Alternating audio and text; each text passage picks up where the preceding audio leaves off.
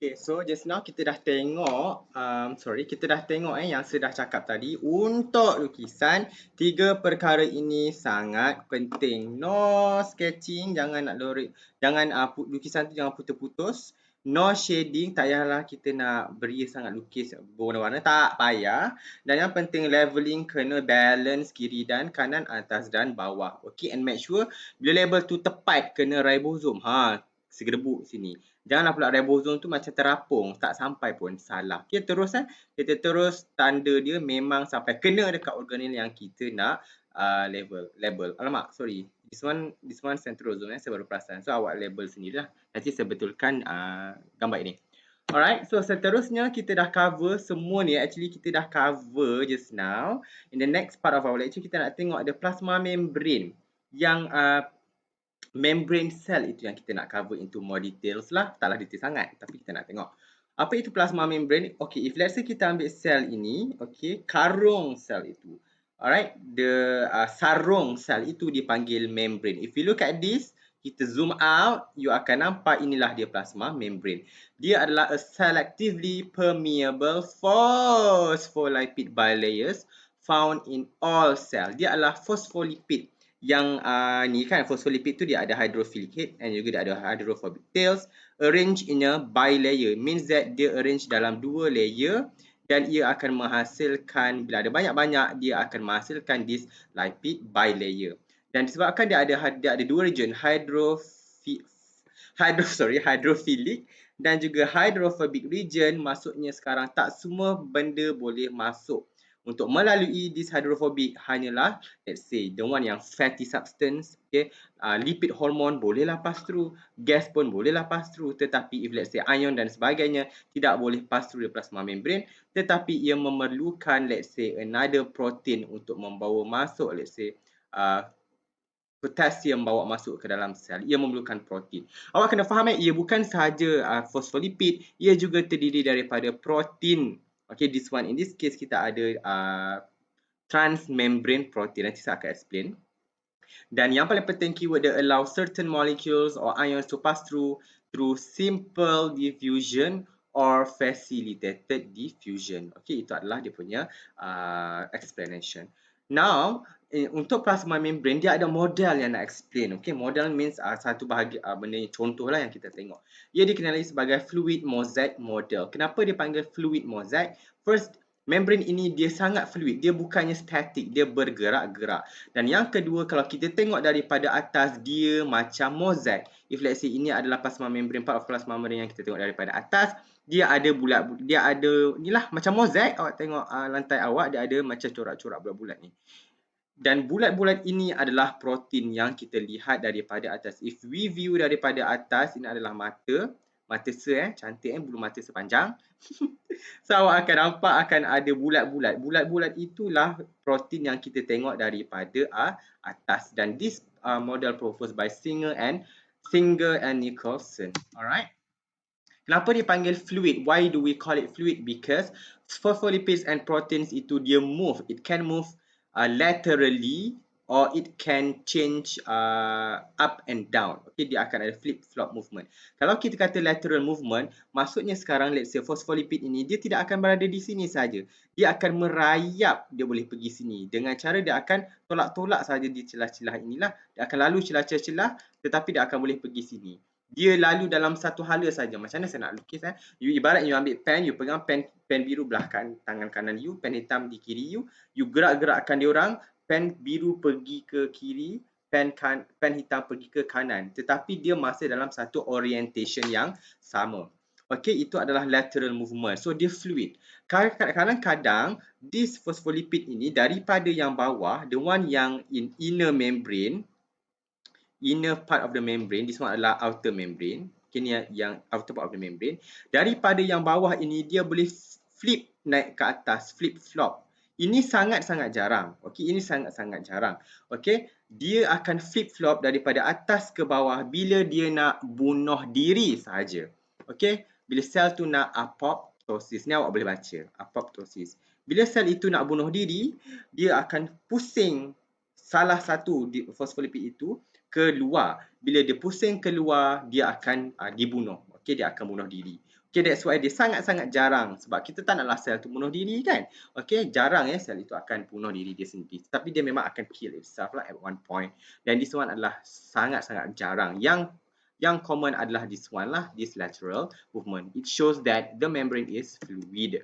Mosaic pula, as I said, dia adalah disebabkan when we view the plasma membrane daripada atas, dia adalah mata yang lentik, belum mata yang panjang.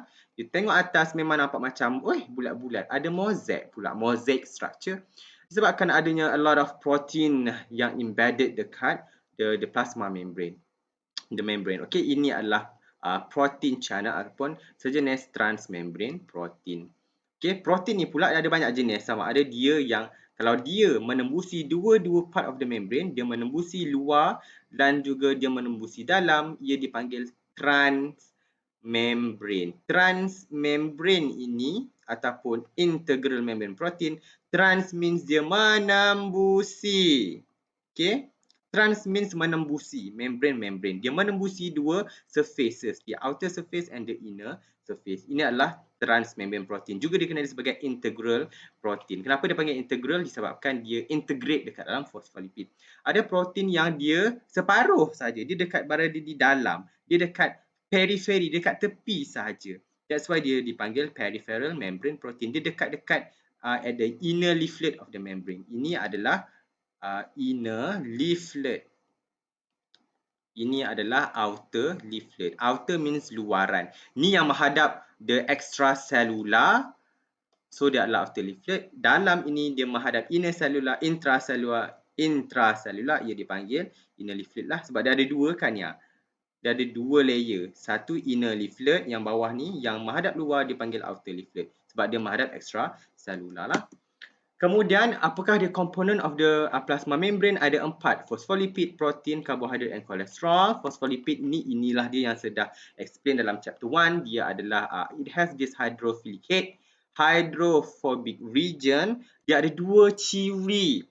Okay, bila dua ciri, hydrophobic tambah hydrophilic, these dua ciri yang suka air, ada satu suka air, ada satu tak suka air, ia dikenali sebagai amphifatic. Tolong tulis di nota. Amphifatic. Nanti saya check balik spelling. Boleh tahu Google. Amphi ke amphi? Saya selalu confused. It can be amphifatic. I think amphifatic. Amphibia. I think this one yang betul. Amphifatic. Maksudnya dia dua alam. Okay, dia dua alam. Amphibia kan dua alam. Satu dia hidup di darat, dia boleh hidup di darat dan ia juga boleh hidup di air kan. Sama juga macam molekul ini. Dia ada yang suka air, dia ada yang tak suka air. Ni dua alam lah ni. Phospholipid ini. Dan this hydrophobic, hydrophilic properties, we call it amphifatic. Okay, tolong tulis. Apakah kepentingan fosfolipid? As I said, sebabkan yang main region yang important adalah hydrophobic, dia akan prevent polar solute daripada pass. Dia tak akan bagi mereka yang bercharge, contohnya ion sodium ke, K+ ke, contoh dan macam-macam, and bulk molekul macam glukos ke, tak boleh pass through macam itu sahaja.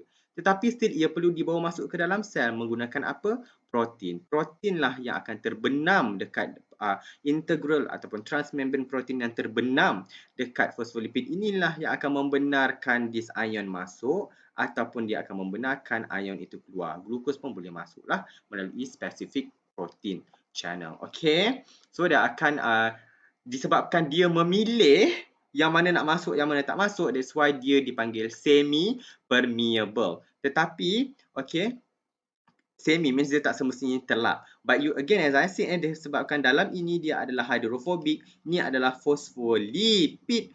Jadi dia hanya membenarkan molekul contohnya yang tak ada charge. Contohnya oksigen untuk masuk. Carbon dioxide pun boleh keluar daripada sinilah. Gas-gas yang kecil tu boleh melepasi secara simple diffusion. Dan phospholipid, lemak, maksudnya molekul yang berlemak saja yang boleh masuk. Contohnya kolesterol pun akan boleh dimasuk di celah-celah ini. Dan lipid hormon, contohnya testosteron, estrogen, progesteron, diorang ni memang boleh tembus masuk ke dalam sel ini terus melalui this phospholipid bilayer. Ion, glukos, semua yang bercharge kena melalui protein. Okey, dia tak boleh melalui ada phospholipid bilayer directly. Okey, faham Yang ni kita akan belajar in last chapter. in the last part of our chapter. Kemudian kita ada protein. Sudah explain ada protein yang dekat tepi-tepi, ini dipanggil peripheral protein. Peripheral means tepi. Ada yang integral protein, dia akan penetrate the both the inner and outer leaf of the membrane, penetrate the hydrophobic core of the lipid bilayer. Dia akan span dekat, it will span both part of the membrane, dekat luar dan dalam. That's why namanya integral ataupun transmembrane protein, menambusi membrane. Okay, transmembrane protein. Dan protein ini terdiri banyak sangat. Ini adalah contoh-contohnya. Transport protein, dia ada enzim dan sebagainya. All these adalah the function of the protein. But yang paling penting kita akan belajar adalah transport. Ini adalah fokus untuk chapter 2 nanti kita akan tengok. But to let you all know, ini adalah function of the protein dekat atas plasma membrane. Cell recognition dan sebagainya. Kita akan belajar ini lebih dalam last chapter of our semester, which is immunity, chapter 11 SEM depan. Nanti kita akan go into more detail. Just that to let you know, ini adalah function of the protein. Jadi protein dekat plasma membrane itu, dialah yang carry out the cells function, transport, enzymatic, signal dan sebagainya. Okay. Kemudian kalau awak tengok dekat protein itu, ada pula macam tiang-tiang ni, itu dipanggil karbohidrat. Karbohidrat pula dia boleh attach kepada, sama ada dia attach dekat protein ataupun dia attach directly dekat phospholipid. Bila kata karbo, ingat perkataan glyco. Kalau dia attach dekat protein, karbohidrat plus protein, hence dia jadi glycoprotein. Means that glycoprotein dia attach dekat this integral protein. Kalau dia melekat dekat phospholipid, kalau ia adalah karbohidrat attach dekat lipid, now dia bukan glycoprotein, tetapi dia adalah glycolipid. Glycolipid dia attach dekat lipid. Okay, dia covalently bonded to lipid. Alright. Importance dia adalah untuk very important untuk sel. Dia adalah IC, dia adalah identity card kepada sel. Macam mana sel itu berbeza daripada satu sama lain? Ia disebabkan dia adalah perbezaan daripada karbohidrat itu sendiri. Kalau awak tengok untuk blood jenis O, dia like this rupa glycoprotein dia. Yang B pula macam ni pula. Okey, kalau A pula macam ni. Semua ini berbeza karbohidrat attach kepada the cell. Ia yang membezakan sama ada sel darah O, sel darah B, sel darah A, sel darah AB. Sepunya yang this one, sel darah B, adalah jenis darah B. Jadi inilah sepunya karbohidrat on my red blood cells. Okey, dia yang akan membezakan. Okey, pentingnya adalah untuk cell recognition. Yang ni you don't have to know lot. Kita akan tengok dalam chapter 11 semester 2 hujung nanti. Dan yang paling penting saya nak tunjuk molekul yang keempat, iaitu kolesterol. Kolesterol tu adalah a form of lipid. Jadi as I said, dia boleh memang dia boleh masuk terus ke dalam phospholipid. Dia masuk dalam ini, dan bila masuk je kolesterol, dia akan regulate the fluidity of the plasma membrane. Bila sejuk, dia akan menyebabkan plasma membrane itu less fluid. Okay.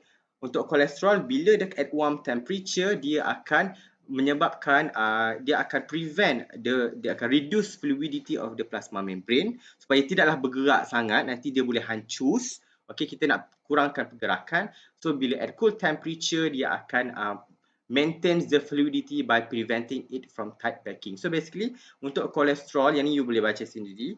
Just nak bagi tahu, dia regulate fluidity of the plasma membrane. Masuk je, kalau dekat at warm temperature, kita tak naklah phospholipid ni bergerak banyak sangat kan. We want to reduce its fluidity. Siapa yang akan control? Kolesterol. But then kalau sejuk sangat, kita tak bolehlah sampai sel tu beku. Jadi dia akan maintain balik fluidity back to the normal level dengan adanya kolesterol. Kolesterol ini memang dia melekat terus dekat celah-celah phospholipid sebab dua-dua ini adalah from the same macromolecule, iaitu lipid.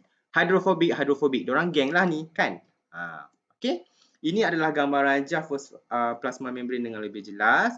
Okay, and the next part of our lecture, kita nak tengok daripada sel macam mana yang boleh jadi tisu dan sebagainya. Alright. So itu sahaja part plasma membrane. Ingat kolesterol regulate fluidity. Itu function dia, mana ke? Regulate